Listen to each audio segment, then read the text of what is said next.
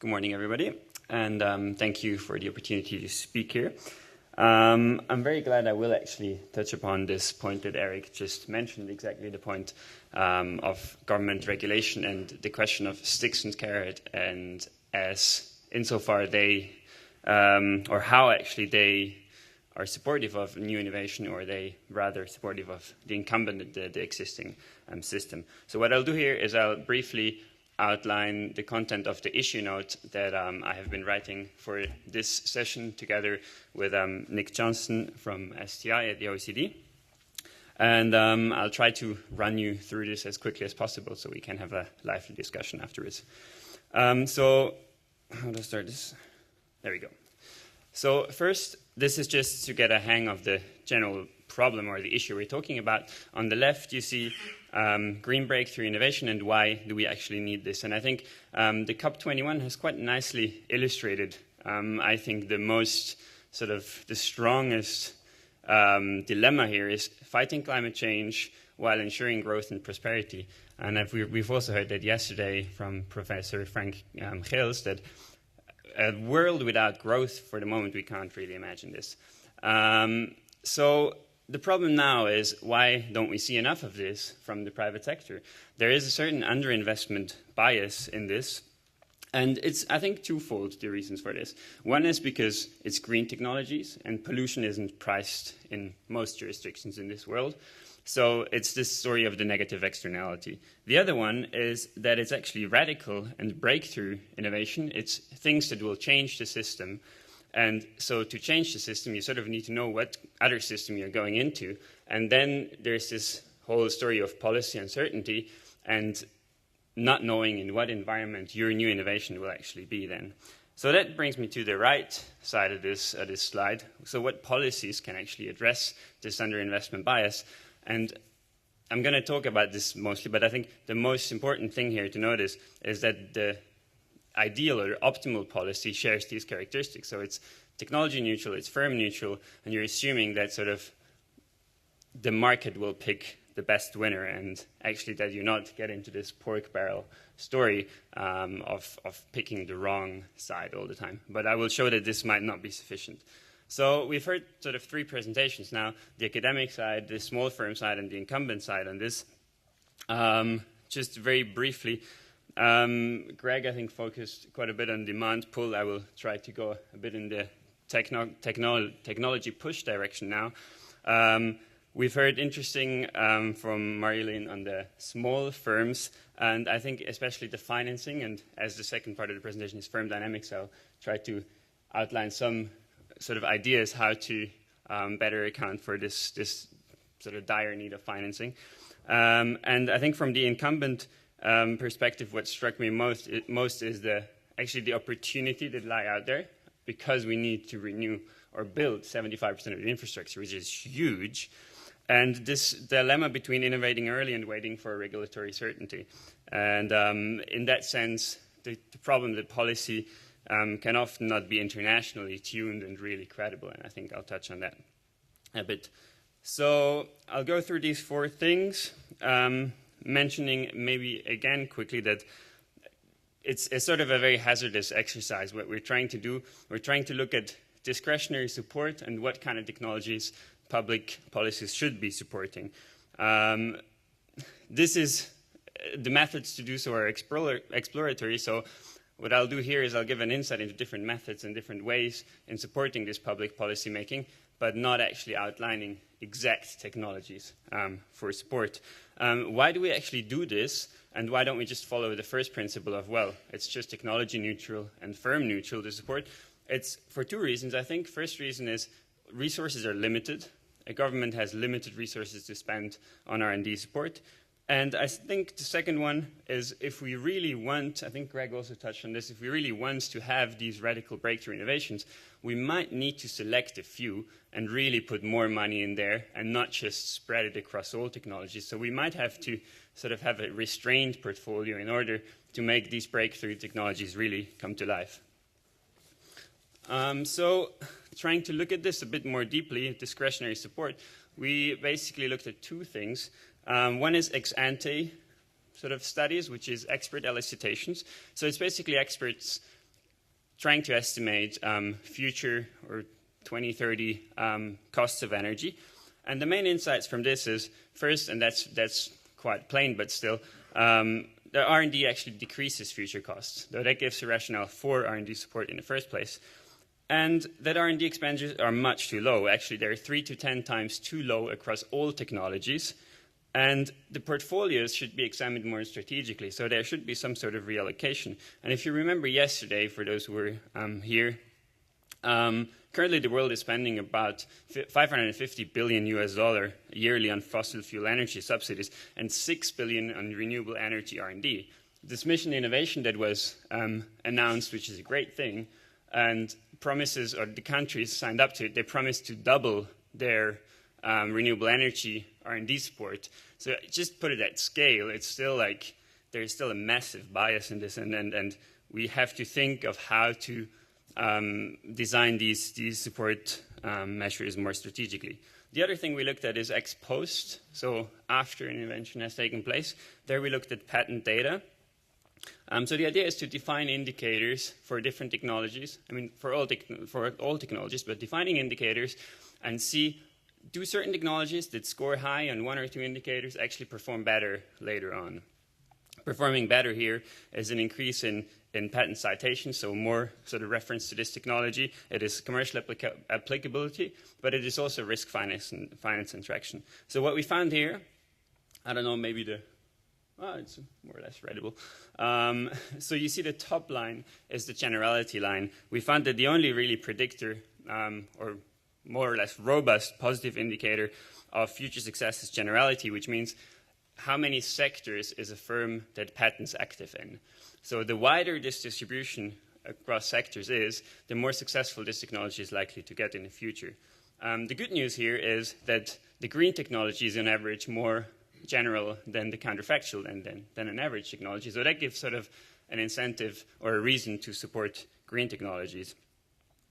If we further look into discretionary support, another thing that is mentioned quite often as a reason for this underinvestment bias is the fact that there are positive spillovers, and there are actually like co-fertilization or cross-fertilization processes across technologies that are difficult to capture for the single firm or for the single inventor.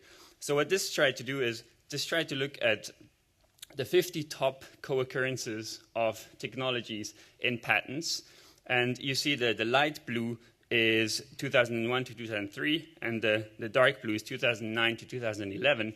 And the size of the bubble gives you the intensity of the burst. So in a sense, it gives you how much speed there was in the development of these technologies combined. So the X and Y axes are technology classes, so that's why it's mapped into this sphere, so it's always a combination of technology. You see the 3 red circles I put up there, they're all the environmental technologies in this sphere. So one is energy storage and distribution for electric vehicles, one is lighting, and one is batteries. And the good news about this is that all of them have dark circles around them. That means there was an increase in the burst intensity within the last 10 years. So that gives another reason to sort of go, for a public policymaker, to go more into green, because they are actually, the burst and the cross-fertilization is increasing over time. Now, moving to the second part that we looked at, moving to firm dynamics, we didn't only look at what kind of technologies are likely to emerge, but also what kind of firms are likely to bring about and to actually introduce these technologies. So on the left side, you see the distribution, the distributions of patents across different technology classes. CCMT stands for Climate Change Mitigation Technologies. So the average age of a climate change mitigation technology patenting firm is 1.5 years below the counterfactual. And that's even stronger, and you see this for the dark blue line. That's even more pronounced for patents in the electricity domain. So that means that younger firms are actually more active in green technologies. Another result that we found, which is omitted here, is that younger firms, and that's not very surprising, also invent more radical technologies. So both young firms are more in green, and they also are more into radical technologies. So, well, that's good news in a sense. Well, we have young firms, but then the bad news is that startup rates are actually declining in OECD countries at the moment. So we're actually losing these startup companies at the moment. And the other story the other side of the bad news is on the right side, and you see that environmental regulation is often biased against the incumbents. So what we did there is it's regulation on air pollution, and it measures how these regulations, or the effect of these regulations, depending on the firm age. So the bottom is the line at 1, and the line at 1 means no bias. Anything above 1 means that the regulation is stricter for new firms and more difficult to achieve for new firms, so it makes firm entry more difficult. And in a sense, this is mostly because these regulations have fixed capital requirements.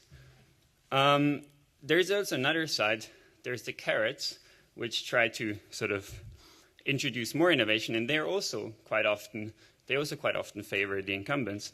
So if you look at fossil fuel subsidies, which I briefly mentioned before, that's the most obvious one. But also if you look at things like tax credits, and you think, well, who benefits from tax credits? It's usually the companies that make large profits. Usually the company that makes large profits is not the company that was invented or started 2-3 years ago, because they're not making any profit, so they don't really actually benefit from these tax credits.